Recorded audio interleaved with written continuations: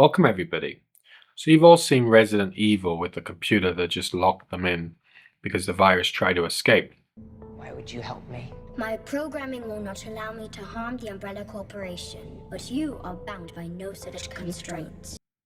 That technology is already here, though it may not be as advanced as that special computer in Resident Evil, at least a very basic variant of it. Using the ESP32 microcontroller, I've actually developed a AI security camera that can detect everything that is happening in a scene. It'll know what you're wearing, what you're doing. It'll know if you're drinking tea. It'll know if you're singing. It'll be able to tell exactly what you're doing. And I've given this system some rules. So, for example, you're not allowed to have a microphone in your hand. You have to wear a t-shirt, but don't worry, I'll be wearing mine. If you break the rules of this system, it will actually speak to you and tell you off about it. But of course, this is the future of AI systems. AI security cameras that are basically like security guards that watch everything you do 24 hours a day. So let me go and show you my AI camera in action. Okay guys, I start by running the Python script which will connect to the camera, the thing I showed you earlier, and I show my microphone because that's against the rules. You're not allowed microphones in this AI system. It does not tolerate it.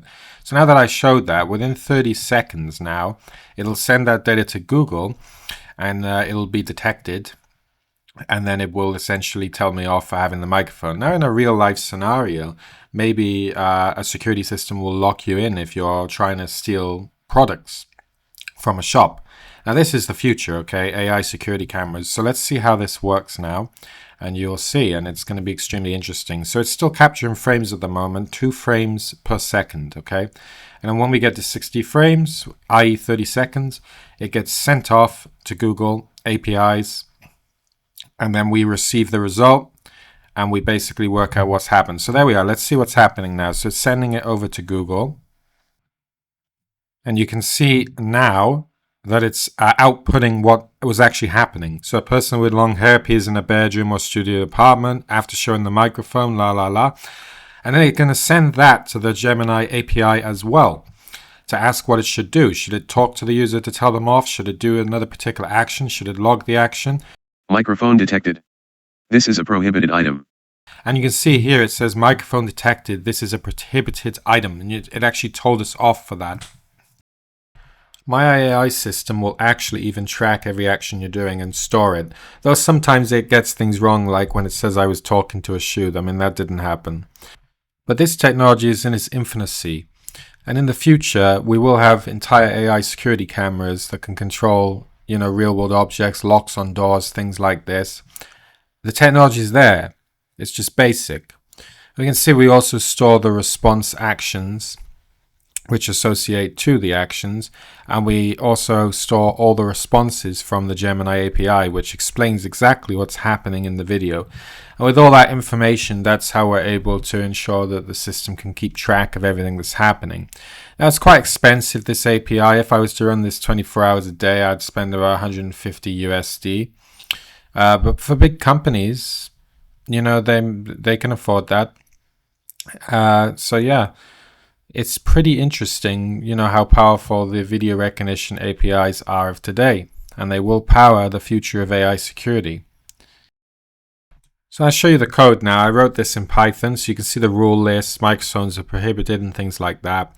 And if we keep scrolling down, you can see that it's quite long, right? It's around 800 lines of code to make all this work. You can see we have a speak text tool for Google. If it asks us to call that function, then we will basically activate the text-to-speech on the Windows machine. It has create action tools as well, okay, which allows Google to register an action like picking up a mug, drinking some coffee, for example. And it also stores the responses. We can see the IP address there that connects to the camera module I showed you earlier in the video. That connects to that. It's a web server essentially on the microcontroller.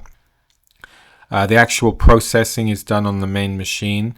We could do it on the actual camera because the API is doing the heavy lifting, but it makes more sense to do it on the actual computer so that we can just focus on the camera being a camera essentially. Well, that concludes the video. I hope you enjoyed it as much as I did making it.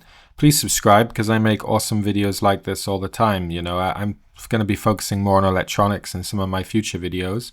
But I also do a lot of programming, and I sell a lot of programming courses as well. So yeah, make sure you subscribe to the video channel and you'll be able to see all my latest work.